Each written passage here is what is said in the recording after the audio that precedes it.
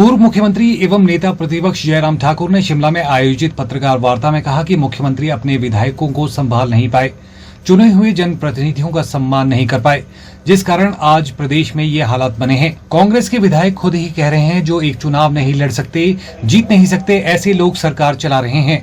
जयराम ठाकुर ने कहा कि कांग्रेस सरकार अल्पमत में है और कांग्रेस लोकसभा चुनावों में सरकारी तंत्र का जमकर दुरुपयोग कर रही है, लेकिन वो सफल नहीं होंगे। जयराम ठाकुर ने कहा कि आगामी लोकसभा चुनावों में प्रदेश की 4 लोकसभा सीटें और 6 सीटों पर उपचुनाव में बीजेपी की ही जीत होगी। हिमाचल प्रदेश में जिस प्रकार की राजनीतिक परिस्थितियों का ये दौर चल रहा है, उस संदर्भ में बहुत हैरानी का विषय ये है, जो कांग्रेस पार्टी और कांग्रेस की सरकार में जो हास्यास्पद स्थिति बनी हुई है। एक दिन पहले कांग्रेस पार्टी की प्रदेश अध्यक्षा प्रेस कॉन्फ्रेंस करती हैं और कहती हैं कि ये हालात चुनाव लड़ने लायक नहीं है, केवल सांसद निधि से ही चुनाव नहीं लड़ा जा सकता है, न जीता जा सकता है। काम नहीं हुए हैं, लोग नाराज हैं, पार्टी के कार्यकर्ता नाराज हैं, पार्टी के नेता नाराज हैं और ऐलान करते हैं कि हम मंडी लोकसभा क्षेत्र से चुनाव नहीं लड़ेंगे। और ये दौर पिछले 15 महीने से बदस्तूर चला हुआ है, रूठने का, मनाने का। और बड़ी दिलचस्प बातें जब अंदर से निकलती हैं तो बहुत हैरानी भी होती है। कांग्रेस पार्टी के कुछ नेता फोन कर रहे हैं, जो कांग्रेस पार्टी से निष्कासित होने के साथ साथ विधानसभा की सदस्यता भी जिन लोगों ने खोई है, उसके साथ इंडिपेंडेंट विधायक भी साथ में हैं। उनको 3 लोग ऐसे हैं जो फोन कर रहे हैं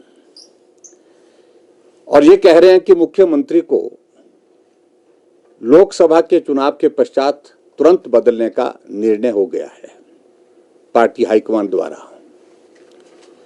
एक कहता है कि आप सब वापस आ जाओ, हम पुनः बहाल कर देंगे आपको, और बहाल नहीं करेंगे तो आपको मंत्रिमंडल में हम शामिल कर देंगे, कई तरह के प्रलोभन दे करके।